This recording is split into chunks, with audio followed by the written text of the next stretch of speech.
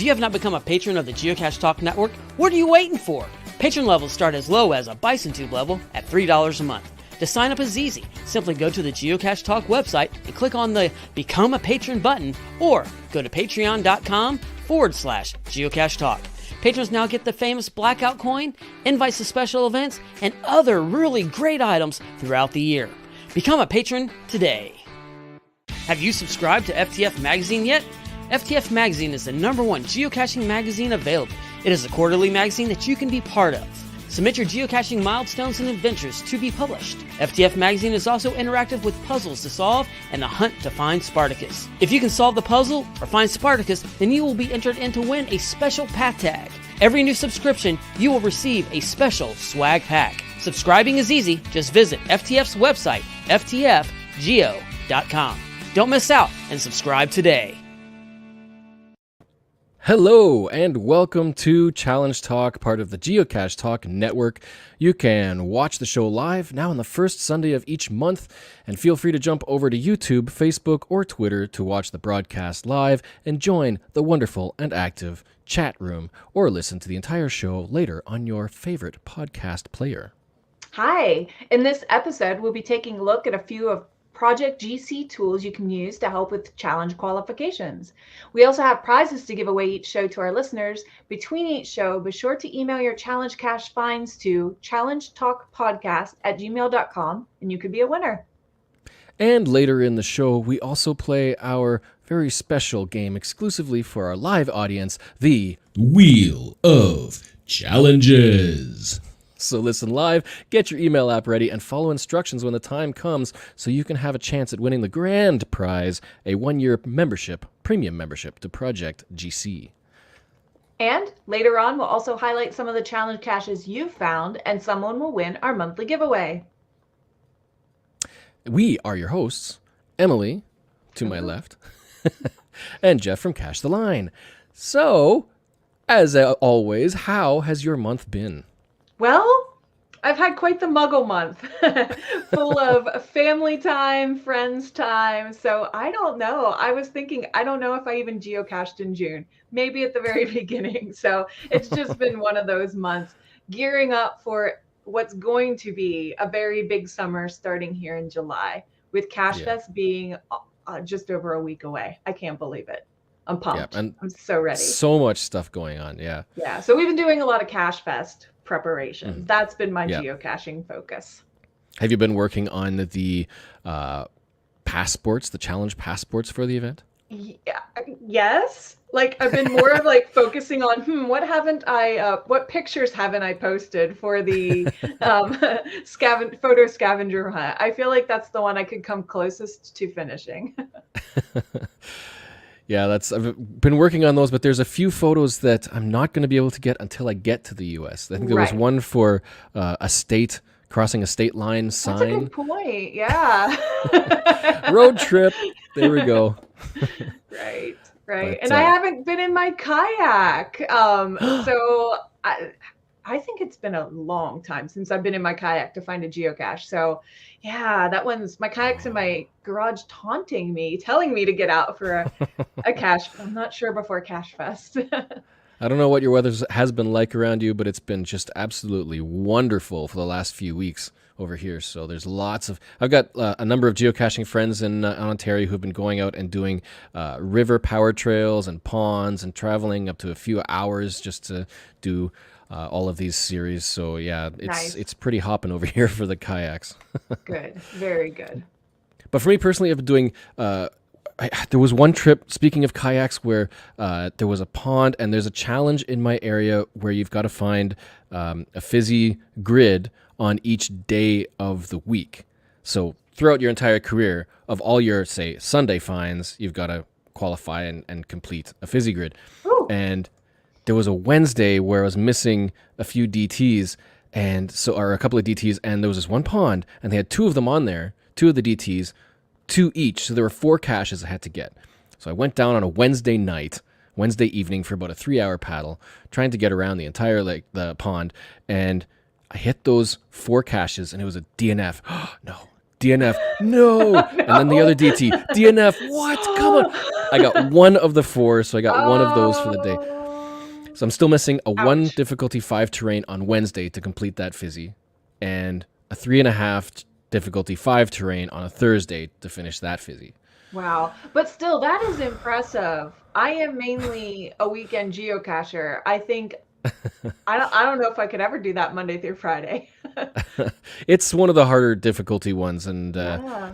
I think again, it's a regional thing because we have so many river trails, paddle caches, and all that. We've got a lot of 5 terrains, so those rarer combos are pretty abundant in our area. So that kind of challenge, it's something that you probably have a better chance doing in our area. Yeah. Sounds like But a lot it's a of good one. fun. And some Yeah. advice from Tom, never go on a 3-hour tour of anything, especially by boat. Thanks, Tom. That's great. 3-hour tour. Yeah. And then I just finished the 14-day streak for the Challenge Academy task. Oh, congrats. So just barely at the I cap. really debated that one. I got a 10-day Hmm. streak from vacation, and I debated, do I use up 4 local caches to make this a 14-day streak, or do I save them for later in the year when I need them? And I Yeah. went with save. Ah, well. Oh, well. Yep. So again, if you have any challenge caching questions, big or small, then you can email them to us at challengetalkpodcast@gmail.com, and we could air them, we could share them. You never know. We'd love to. Yeah. So every month we also like to update the statistics, the challenge caching statistics from Project GC, based on the checkers that they have. They have a little box on the website that shows all of their stats. Excuse me. So, first off, we have this month 8,042 active scripts, up from 7,924. So that's a little less. It's still more, but it's a little less of an increase than last month. Those are the individual scripts that handle all of the challenge checker algorithms, all of the challenges out there, and there's loads of duplicates and variations. So the next one up, we've got 41,805 unique challenges, which is up 401 from last month, which is less than half of prior month's increase. So it's going up, but the acceleration has slowed down this month a little bit. All right. But always up. Yeah, and those are different parameter sets, so there could be slight variations on challenges, but there could be multiple caches all using the exact same parameter sets.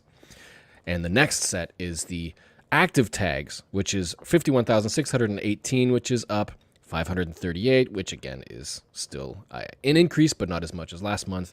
And those are the checkers that are assigned specifically to GC codes. So that's every active tag.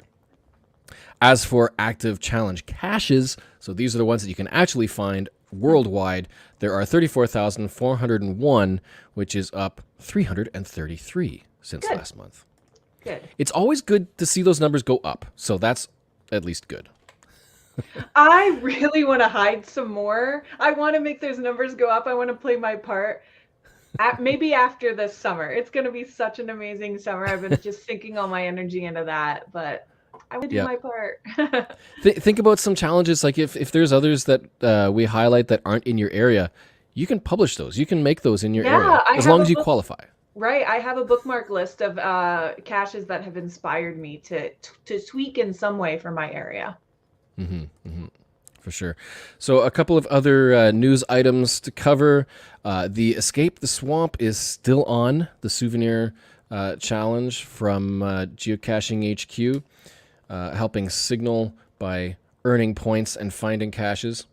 And it started at the beginning of June, but it ends at the end of July. So just a Yeah, I'm reminder. gonna really have to count on Cache Fest to get me through the swamp. Yep, and you get points everything from individual Adventure Lab locations up to 50 points for random Signal Labyrinth items, but up to 30 points for Letterbox Hybrid, and 15 points for every cache that you log is found. So keep logging those caches and get them out of the swamp. Chances are, if you're into challenge caching, you've probably already completed this part. Yeah. And the other thing that I noticed a while back with the collectible coins that you can get for Signal's Labyrinth, they actually piece together like puzzles. I love that kind of stuff. You do this, and Yeah. it's basically like, here's my money. Yeah. It's so much fun. Because if you figure like maybe these mazes will even connect together on Oh, the I'm entrance and sure. exits. I'm sure. I'm expecting that. Could be good to get those while they're available. Yep. And quick Academy update. The prizes are rolling in. We've got path tags and shirts and stickers, and we'll have a digital souvenir as well. So lots of stuff to give away at Cache Fest. So hopefully you guys are going to make it. If you're listening to Challenge Talk, we want to see you there. Yes, and be our ambassadors. We're gonna have passports inside the packages. Don't let your friends look at it and toss it aside. There's they're going to be very doable. Please do them. Please join the fun. Please get our prizes. We want you guys to have them and do it. Yeah, we want it to be fun above everything else.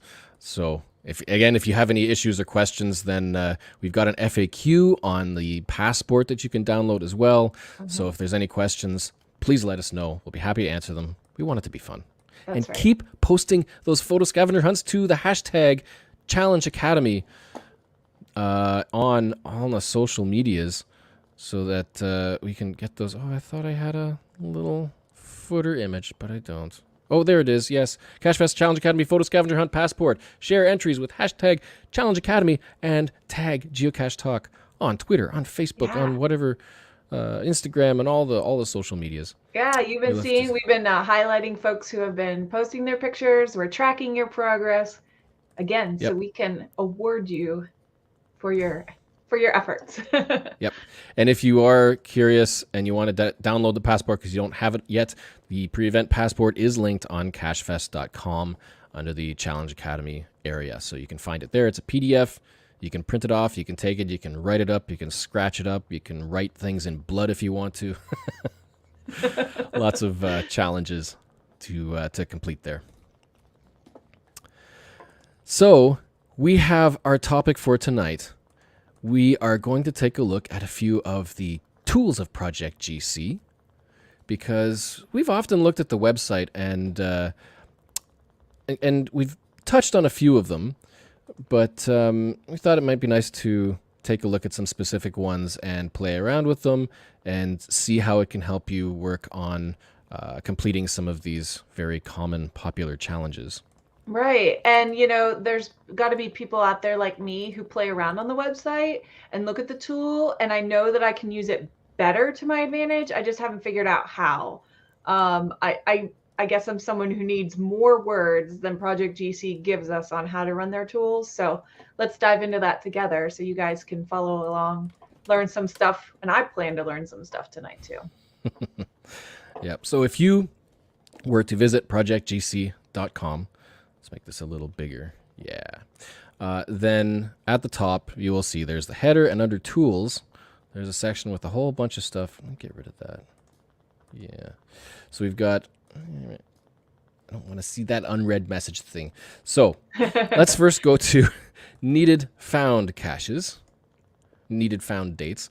So if you recall on your geocaching stats, you've got a grid of all of your dates that you have found a cache on.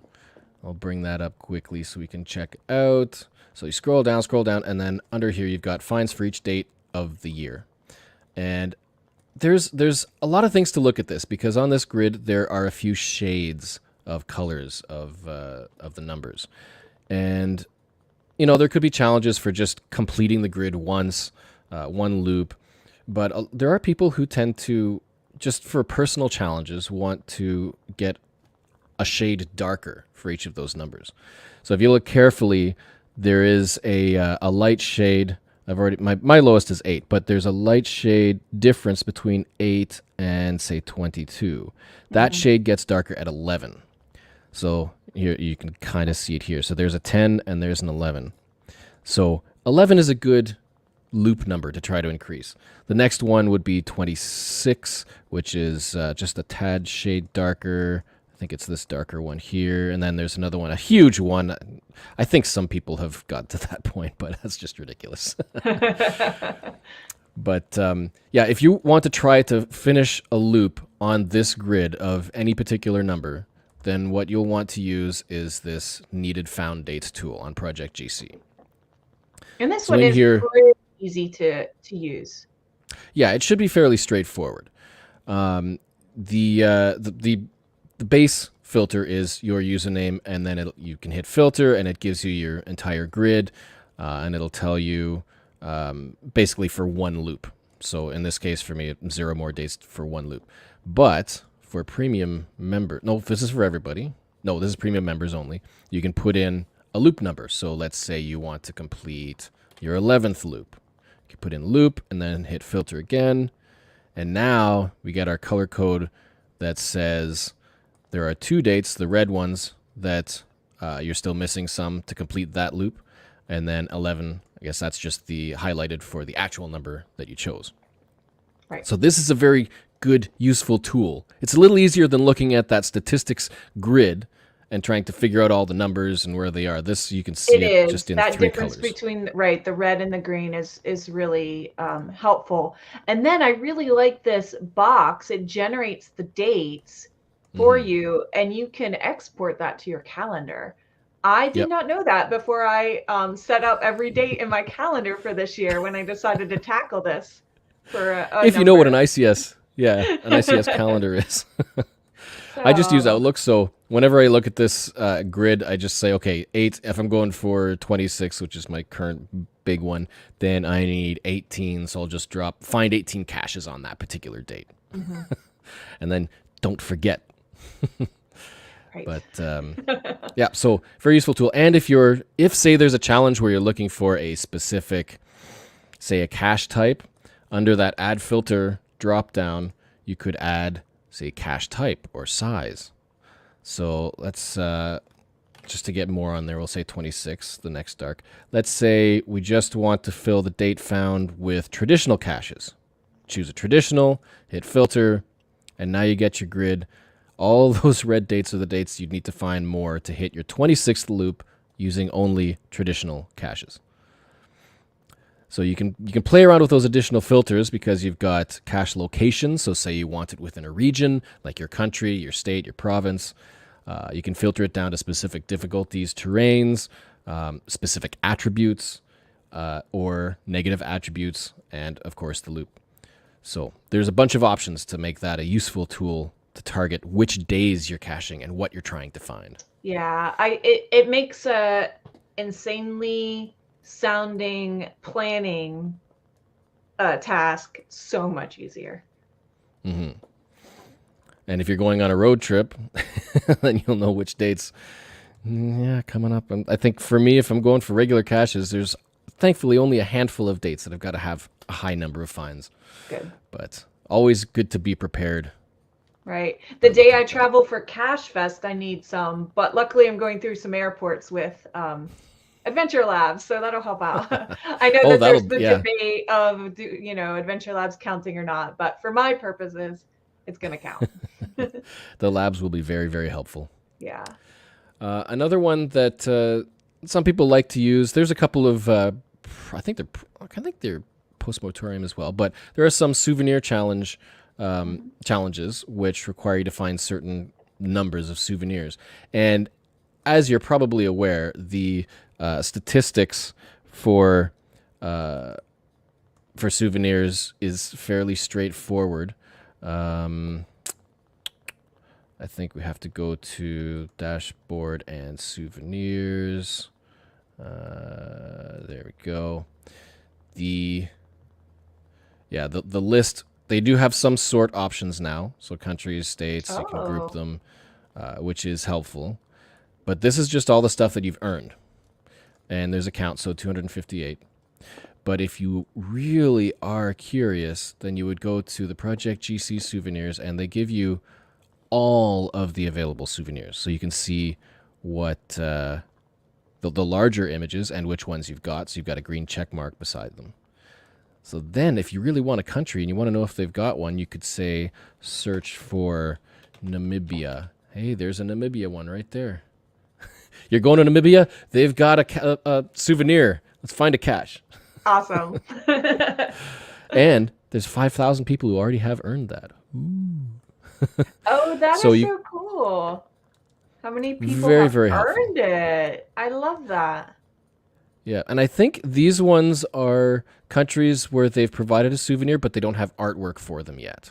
So they're Okay. using the flag kind of as a placeholder, because some of the older ones you've already got artwork that was provided by their local community, as far as I recall.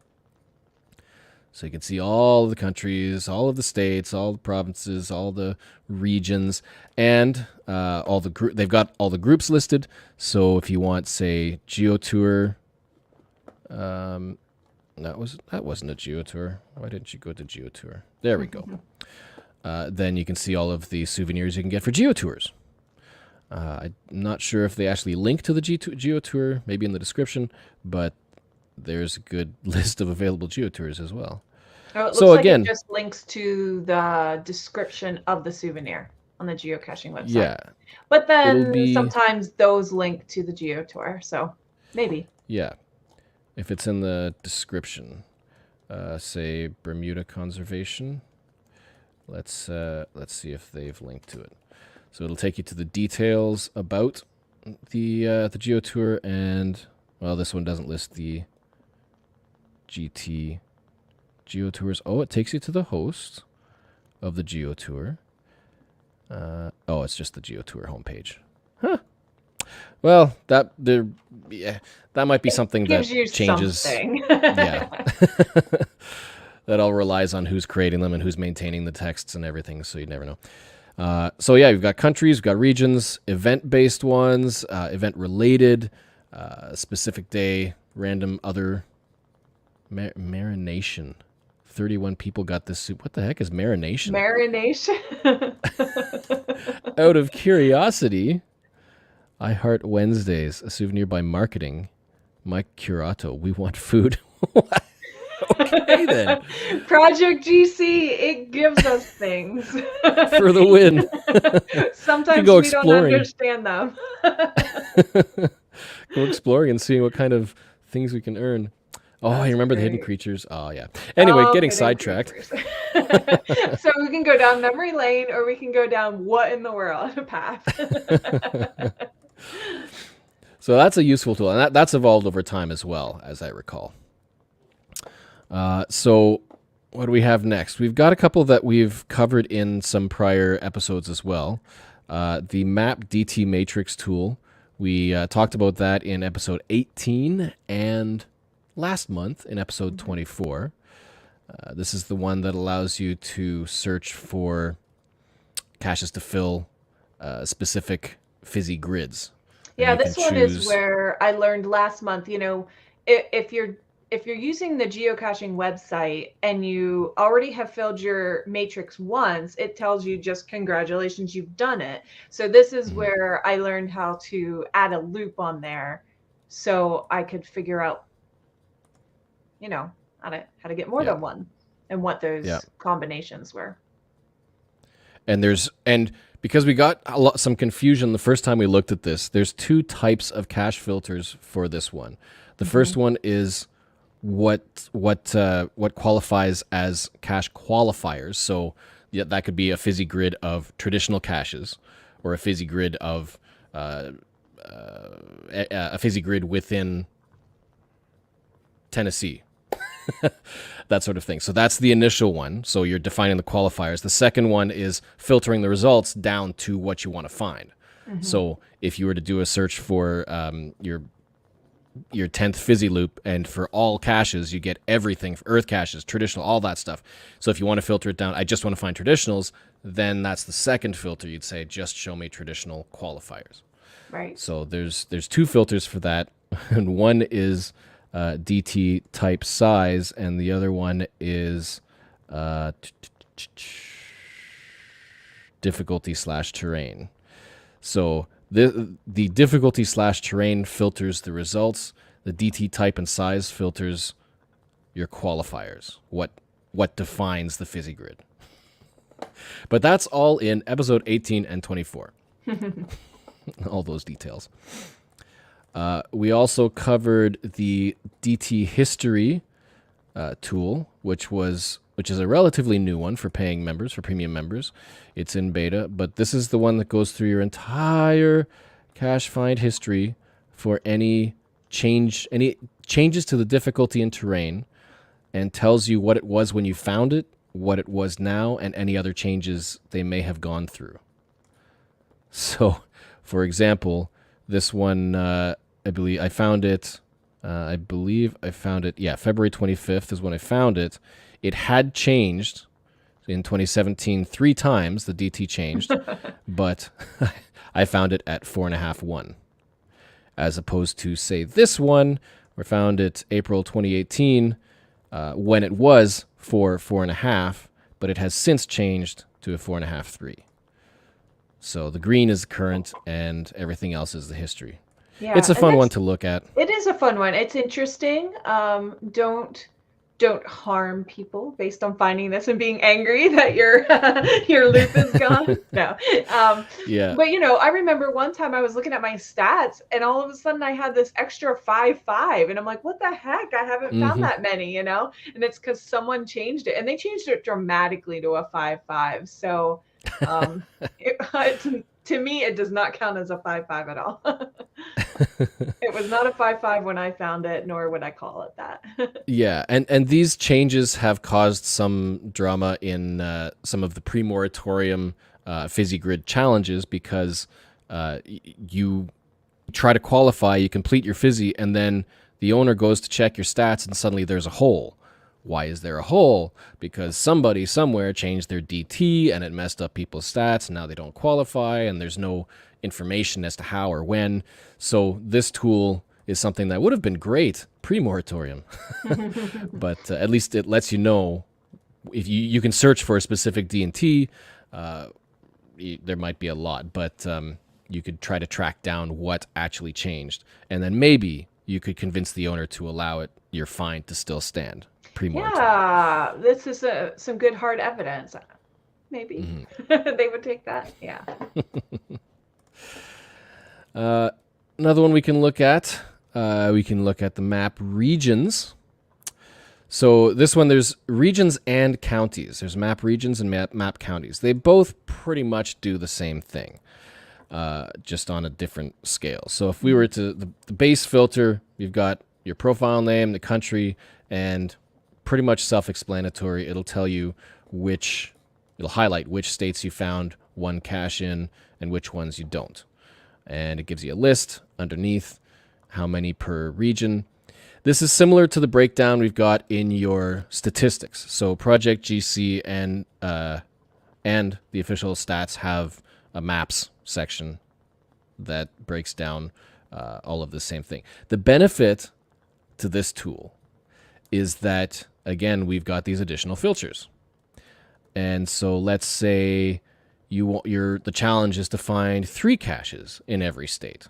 You'd put in a loop number, let's say 3, and hit filter. And the result, well, there's a couple more states that I don't have 3 in. But there's some challenges, at least in my area, ironically, in Ontario, for finding caches in the US. Let's say you've got to find a number of states with 100 caches. You can do that filter for 100 loops, and, well, I've got 3-4 states, but more importantly, you've got the list down below, and you can see how many are close to it. Where am I at? Yeah, in my progress. Yeah, and so it can be a very helpful tool. It's more of a dynamic view of the Project GC stats. If we were to go to profile stats, then the map is more of a static representation that you could probably print out, and it takes a few seconds for it to load. But there's a little more flexibility there, I think, as well, because you can, under the Maps tab, you can view everything kind of all at once, but then you can break it down all together into your regions. You can view the full image. You can break it down into the counties, and you can see that. and you still get your breakdown right below it of the top 30. I think that tool only showed a certain amount as well. It didn't show all of them. But so again, this is kind of your static view that's generated from your stats, whereas the tool is very dynamic. And you also get those additional filters. In this case, cache type and size, difficulty terrain, a date range of logging. So in this particular one, you could limit it to how many you've found in the States within the past year. So let's say January 1st, 2021, December 31st, 2021, take off the loop. And now you can see how many you found in each state for 2021, which is 0. Oh, what's yellow? 1 find in Washington. Well, that's interesting. Oh, that must be because it was a challenge cache. I think it was a qualifier. So it was an old cache that I found and signed in for, qualified much later. Because there's a couple of challenge trails over there in Washington. So that might be why. But so there's additional functionality with these filters. You've got your loop as well, disable, and you've got the option to show disable and archive. I think this is pretty much on most, if not all, of the tools. The ability to look for archived caches is huge, in my opinion. Because if you are really curious about past locations, then showing archived cache, it'll take a lot longer because you're looking through 20 years of cache history, a huge database of all the stuff. So it'll take longer, but it can be a lot more revealing and helpful. Just, I think, more for interest's sake, but and in the name of interest, I realized something when I was logging my 50th state. I realized that though I had been caching longer than 10 years, I was able to find at least one cache in every state in the past 10 years, if that makes sense. And so, just playing around as you're talking, I was able to confirm that I thought that was the case, and using these filters, that's absolutely the case. So just, again, for interest's sake, that's never going to be a challenge anywhere, I'm sure, but a lot of stuff we do it for our own enjoyment too. So that's just my fun personal stat. To throw in an interesting comment here, Tom said, wish there was a souvenir for puzzles solved but never found. Just finished a jigsaw puzzle in Australia. If there was a souvenir for a number of corrected coordinates, that would be interesting. Ooh. You get people just correcting all the coordinates everywhere all the time. Right. So another one we've got on the list here, we've got the hidden month and date. So we've got two of them here. So we've got hidden date, a hidden month. Again, they both pretty much do the same sort of thing. So you can look for, if you're trying to fill out your calendar grid of hidden dates, you can do challenges. And that one isn't so bad because you're not specifically trying to find caches on specific dates. You have a lot more flexibility, but you're looking for dates the caches are placed. Not published, but placed. So let's say in this, let's take off the cache types. So this comes back to that other grid we were talking about at the beginning with the date found grid, but this is with date placed. Similar thing, I've got loop set to 11 because that's the next darkest. This will provide you a map of all of the caches that can help you qualify for that challenge. So in this case, it'll give a little list of dates. You can compare this to that other grid as well to see which dates are required. But in this case, my December 4th is missing. I need a December 4th in order to get to loop 11. And it provides a list of all of the caches that are placed on December 4th. This is a tool. I was going over this in prep for the show, and I realized that what they could really use as a filter for this one is a date filter.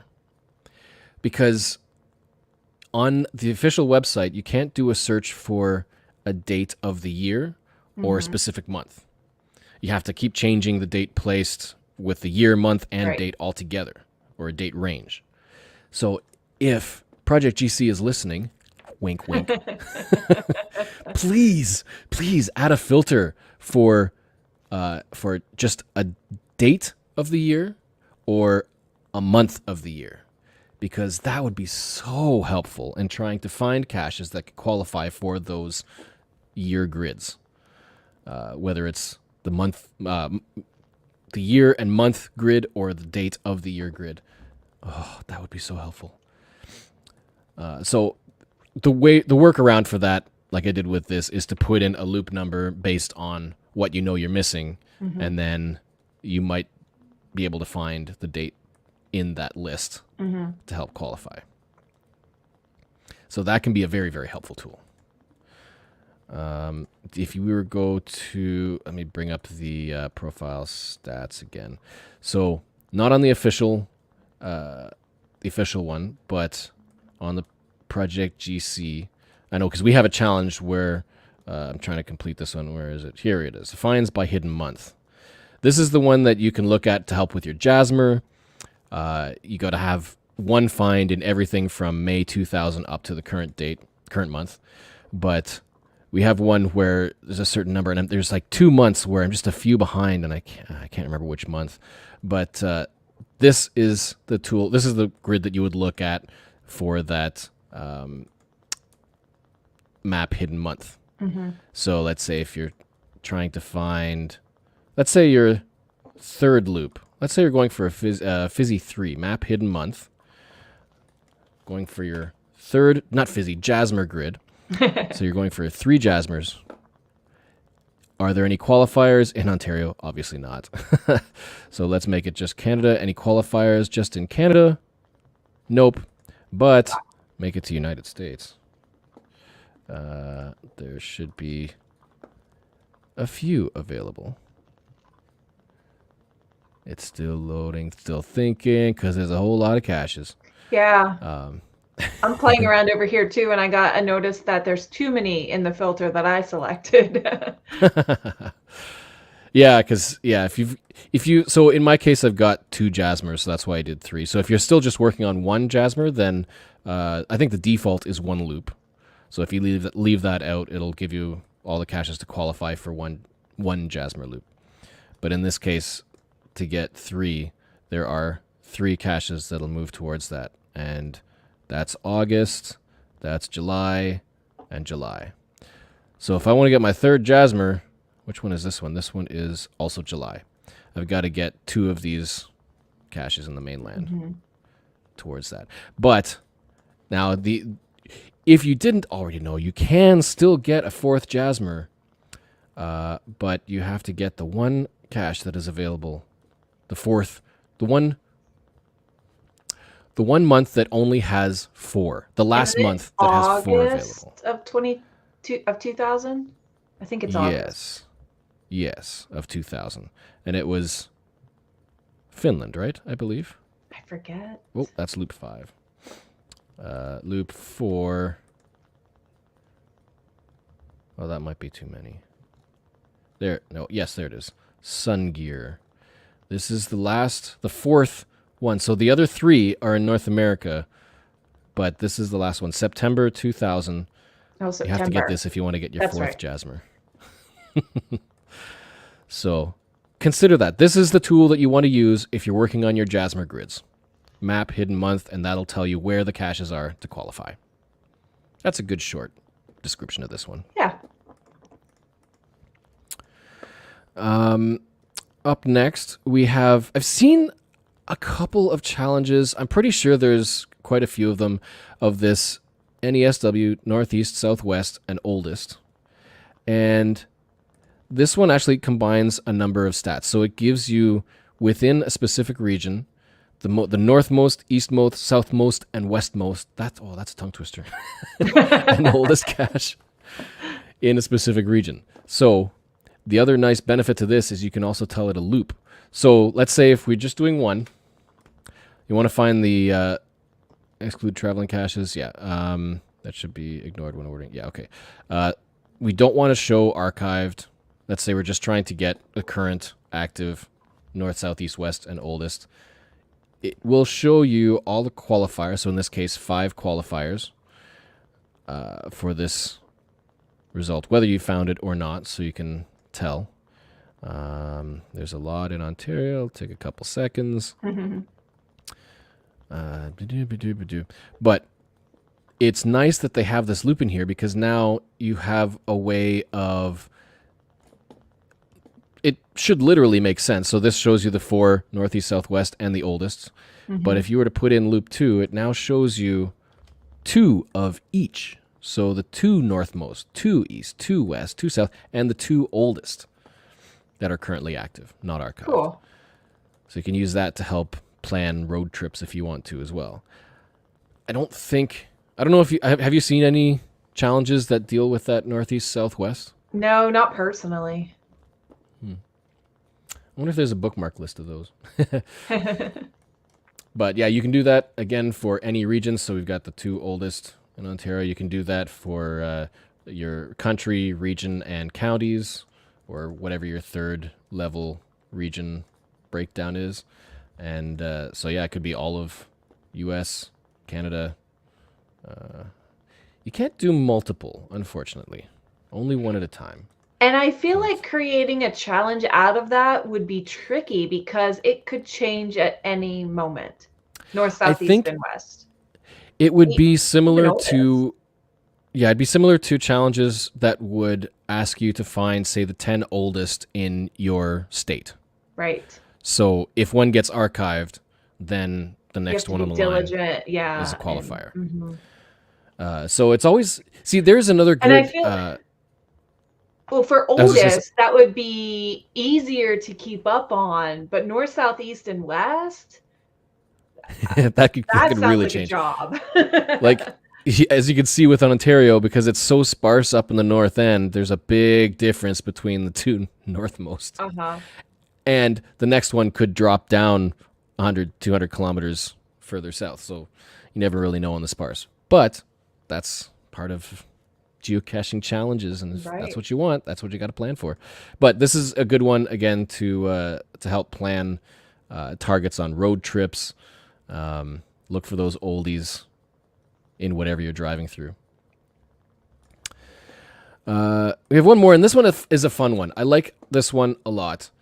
There's a 360 from home map-based challenge checker. Now, these aren't allowed anymore, but... And this tool is a unique one. This will give you a breakdown of every degree from your home location, which is hidden for privacy's sake, but tell you how many caches you found in each degree, and a breakdown of what's lowest, what you might want to get. I've got 3 in 302 degrees north. True. So if you can keep trying to increase that. Now, I think the reason... I'm not sure which came first, if this came first or if challenges for 360 from a specific cache location, because this isn't something you can use for those caches. So, for example, in Ontario, we have one of those 360 challenges. It's the COG 360 GC5 GTNY, and it's a checker. And in this case, you have to find a cache in every degree around the posted coordinates for the challenge. Right. If we were to load I've seen. Yeah. If we were to load the checker, it's a slightly different page, because if you run it, it will show you the actual map and all of the qualified and unqualified degrees. So this is a slightly different map, but it's the same challenge. You can't run a challenge based on 360 degrees of home coordinates, because that's dynamic and there's privacy stuff and all that. But these pre-moratorium challenges are still around. And the thing with these is that it's like a check. It's a special case. So a lot of the other checkers have scripts that you can edit and copy and adjust and everything. These use a checker, but they're created for that specific cache. So in this case, the nice thing about this particular tool is that you can actually see with these red ones where you don't have a cache, it doesn't extend all the way to the end Oh. because that's the farthest qualifying cache that Oh. you could get for that. So it gives you Okay. the farthest distance of a cache for that particular degree to qualify. Now, I was trying to figure it. I was pretty sure there was a way to overlay caches on the map so you could see the actual caches with the overlay of the degrees. And I can't remember how. If somebody in chat or watching or listening later on remembers or knows how to do that, I can't remember if it was an extension or a script or another tool. But I do remember seeing that you could overlay the degrees with the cache map. Right, And because then, this is going to be a lot of really close map comparison, yeah. which is sometimes really hard to do without an overlay. And it goes by posted coordinates. So out here, the cache that qualifies for this one, the farthest one is So a posted out in the water. mystery, yeah. And that's a thing to remember. If you solve a puzzle thinking that the final is in a degree that you need, but the posted is way over, it's not going to qualify. It's qualifies by posted coordinates. No. Now in the chat, Just Finding Our Way says, I think you click or double click on one of the rays. So give that a try. Oh, maybe that's... Oh, yes, I think that was it. That's right. Because if you click that, it will take you to the... Yes, that's what it was. Thank you, chat. Right. Thank you. Yeah, so that highlights all of the caches that are available within that degree to find and qualify. Only that degree, because obviously there's so many degrees and there's so many caches, it would just overload. So one at a time. It also helps you distinguish which ones are there, because it could be really close to the line and you can't tell if it's one or the other. Yeah. So these are the caches that Project GC would consider for this degree. That is so cool. And on Project GC, there's no filters at all. You just click on that tool and it gives for your home coordinates. For the 360 you're looking from home. at a specific checker, correct? Yes. Yeah. And here you do have an additional filter for That's funny. There's a drop down, and there's one option you can't say, it's not showing it on there, but it's the one option in the drop down is profile name, which is already in use. But 360 from home, there's no additional filters. You can view it as an overview. You can view it as a map. So all of the caches in those degrees, and you can view the map if you want to. So, yeah, this is more for interest's sake and personal challenge if you really want to. But there is a bookmark list. Somebody has created a bookmark list of all of the 360 challenges that are out there. It's by Magma 1447, and these are all of the currently existing and/or archived 360-degree challenges. Cool. And he looks, so there's 57 currently. He says that he tries to make sure that they're all added to the list. Don't know when, it was last updated. Last place was 2000. Oh, these were traditionals. Oh, unchallenges. I think we talked about that in a prior show as well. 2017 was a challenge. 2016, yeah. So they're not new, but get them if you can get them before they get archived. This is another one you want to get. Yeah. These could be as valuable as like webcams. But they require at least 360 cache finds per challenge. Yeah, a little bit of a tall order. And I live on the coast, so I have very few options in a certain number of my degrees. Yep. Well, those are just a few of the tools that are available on Project GC. You can see in that drop down how many there are. It's easy to go playing with them and exploring. Even the TB Rescue, there's a lot of people that use these tools to find lost and TBs that who knows where they are. So you can play with that as well. We might cover that in a future show.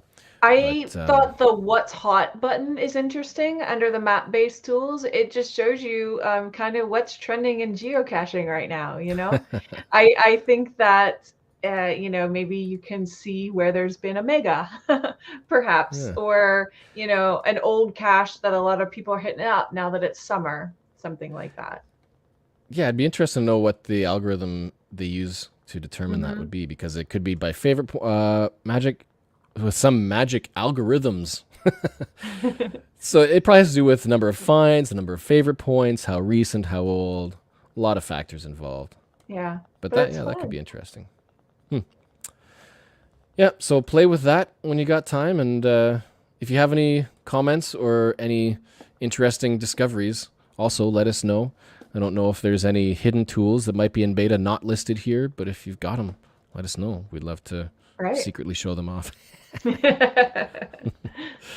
And that, as usual, you just send an email to challengetalkpodcast@gmail.com, and we'll see how things go. But we got to get to our game time. Yeah. We have 2 games to play.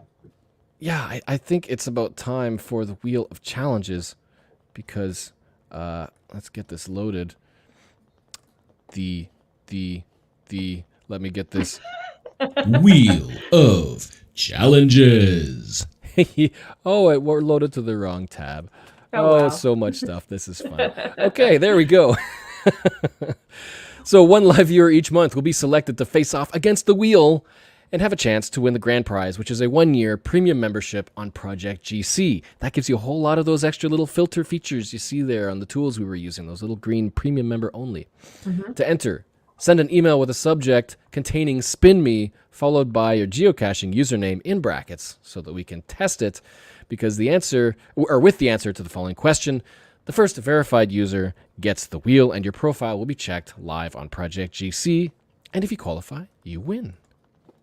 And so, the question for tonight, for this month, if you've been listening, or if you have any idea what's going on right now, the question is, what's the hashtag to share scavenger hunt photos for Cache Fest pre-event passport?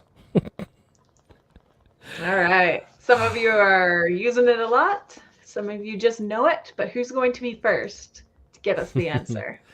And we've had a couple of wins over the last few months. So one of the challenges on the wheel has been updated. So we have a new challenge on the wheel. We still haven't seen all of the challenges. No, the wheel is repetitive. Randomly repetitive. It's tough when you only have one a month. Yeah.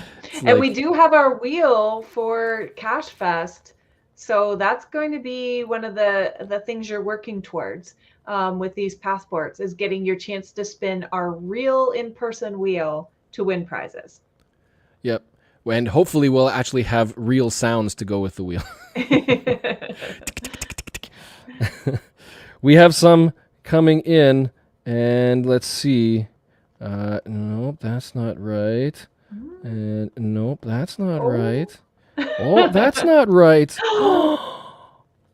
Oh, keep coming, keep coming.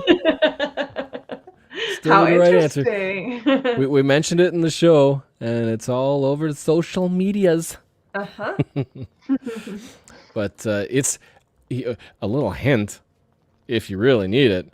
It's one of the things that we're doing at Cache Fest. Yes. One of the main day events. It's not hashtag Polaroid, as Tom has asked or said in the chat.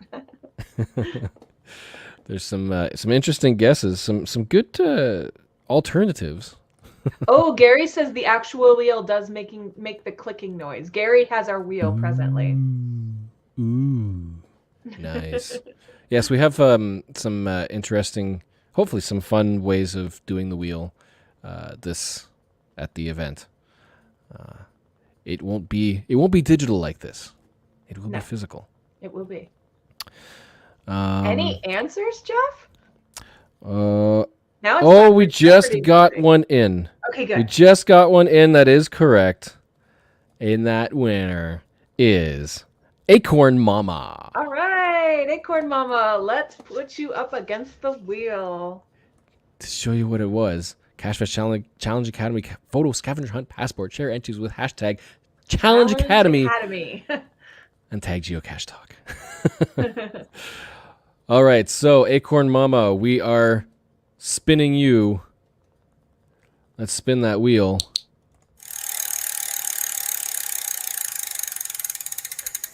So realistic. It's a 5 difficulty. Oh. Quadruple grid challenge. What's going to be the result? This is the one. So this was published in 2019. And this is kind of, this is a fairly common one, I think. Basically, your 4 most common challenges. You have to complete your found grid calendar, your placed calendar, your fizzy grid, your DT grid, and your Jasmer grid. Okay. Finish all 4 of those, and have to. So it's not 4. It's not 4 loops on one grid. It's 4 different grids. 4 separate grids. Fun. And I'm pretty sure I qualify for that, so I don't know why it's saying no. I think I would. Acorn Mama. Mama. There we go. Acorn Mama. All Run the right, checker. Here we go. Oh. Timing is everything. Unfortunately, Acorn Mama does not qualify for the quadruple grid challenge. But, pretty close. Yeah, Not too you're far. close on a lot of your grids. The Jasmer's the good. Yeah, the Jasmer's going to be the hardest one, I think, to finish. But the others, yep, that's just going to take a little bit of extra planning. Very close. Very close. Well, But good try. yeah. All right, let's quickly get through our monthly challenges because we love to highlight some challenges that you guys send us by email to challengetalkpodcast@gmail.com. And hopefully get some inspiration for placing new caches and having some new experiences. So first off, we have one in from Bloody Cool. This is GC9QC9V, a busy day challenge cache. Oh, I like busy days. This is, you have to find 10 caches, 10 different cache types in one day. Cool. I think this is a good one to highlight because Cache Fest is coming up and there's going to be tons of caches, tons of experiences, tons of different types to find throughout the week, but also most days even, I think. Might take some planning. There's a lot going on. Yeah. Yeah, might take some planning, but I think there's people who are aiming for at least 10 on that during the mega. Yeah, So, I think the something webcam's a little hard. I think I heard the closest webcam's several hours away or something like that. Yeah. I forget. Yeah, when you get up to that level, you really have to plan because those rare caches are going to be few and far between, especially if you've already found some. So you really have to plan for that. You need to have a mega event or a giga event, and even better, you have a CETO as well. If you've got the GPS maze, like if you've got the rare ones all together, those are good dates to go for for a busy day challenge. Yeah. We have one in from Zippertiff. This is GC8ZHZZ. 300 challenge caches because we love challenges. Yeah. How could we not highlight this one? Highlight this cache. This one is placed by Dr. Pflug. Dr. Pflug. In 2020. And straightforward, you've got to have found 300 geocaches. Where is it? Yeah, find 300 geocaches. That's it. Identified by the challenge cache attribute. Simple, Okay. straightforward, Yeah. but challenging. And that's in Texas, so that's not too far from Cache Fest. But there's probably a few of those. Texas is big. Where in Texas? Third up, we have another one from Zippertiff. It is GC7K45N. Got oxygen? A high altitude challenge. Cool. And this one, there's a lot of that. I like it's this one. hidden at sea level, it looks like. Gulfport? Where is Gulfport? It's Mississippi. Mississippi, goodness. Yeah. It's on the Gulf. So there are challenges out there to find caches at different bands of altitudes and above certain height or below sea level. This one, you have to actually find highest caches above the high point of states for 5 states. So they've got a list of all of the rounded highest points of each of the states, and you've got to find a cache above each of those for 5 different caches, Wow. or 5 different states. Cool. So I kind of like that. Because the high Yeah. point, there might not necessarily be a cache at the physical high point of a state. So it has to be like above a certain point, and there could be a handful of caches that could qualify. I'm guessing the reviewer would have made that choice. You can't you can't limit it to just one qualifier. There has to be like probably a few options to get. So that's probably why it's a rounded altitude. But and I do qualify. Hey. Yay. Here's a reminder: if you are a premium member, then a lot of these challenges, if you view them or whatever, they'll automatically run and test your profile, so you can already see if you qualify for something. Right, with that it's another check mark. benefit of being a premium. Mhm.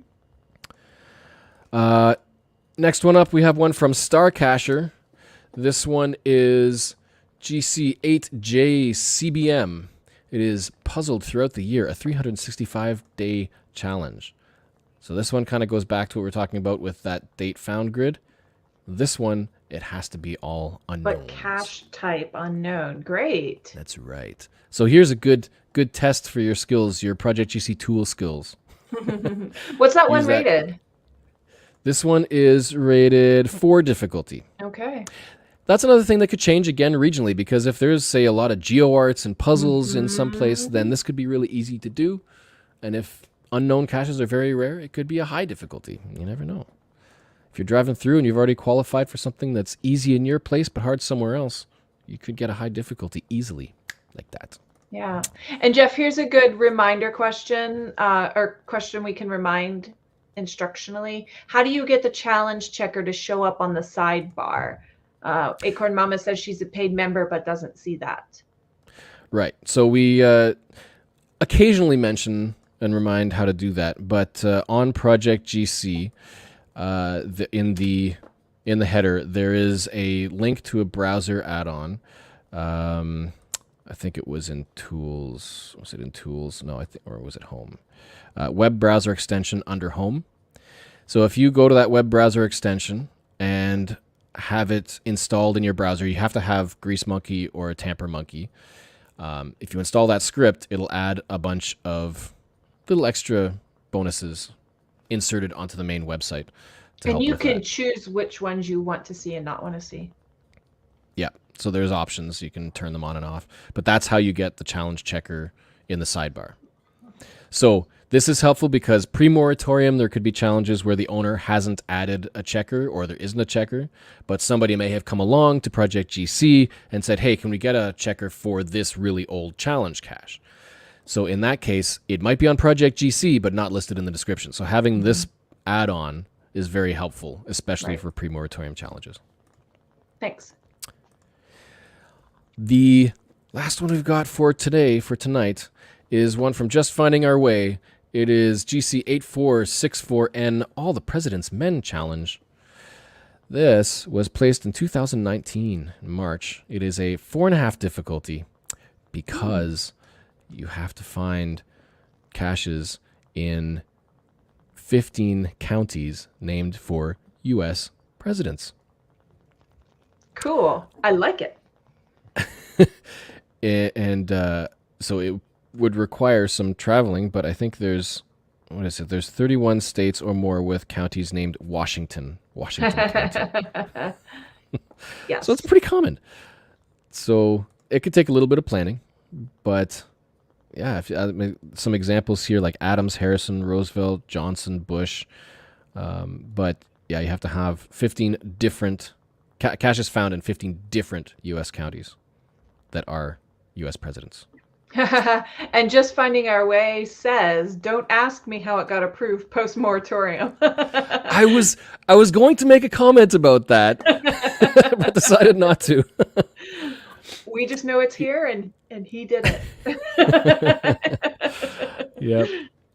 Yep. Well, it's doing pretty good. It's got 24% favorite points, which is good. And sometimes people will give favorite points for the challenge, which is nice.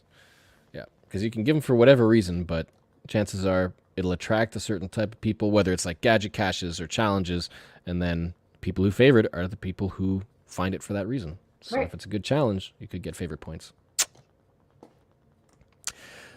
So remember, for next month, if you want to enter for that prize, send in your email before next month's show, and once again, send it to challengetalkpodcast@gmail.com. Challengetalkpodcast@gmail.com.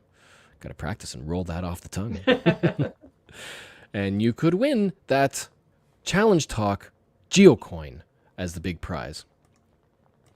And But we're this kind of month's- running out of those, so stay tuned for what we do next. They are now extremely limited, Yes. exclusive. So this month's winner is where is it? TWH Rider. Congratulations, Trisha. Congratulations.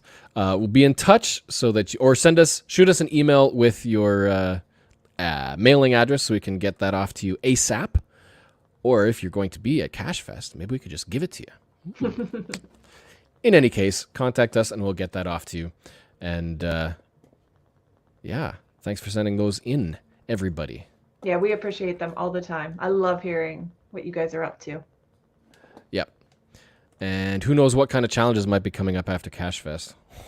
In any case, I think that's about that. That's all we have. So if there's other, like I said earlier, if there's other tools that you know of that you think should be covered in the show to help, or if you have any questions about how to use any tools, please let us know, and we can do another one of these Tools of Project GC shows in the future.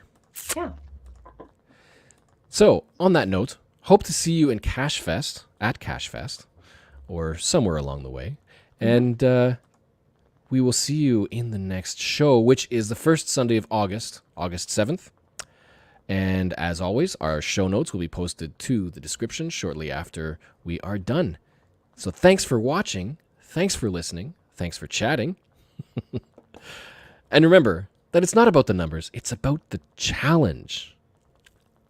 Challenge accepted. See you guys Good night. next month.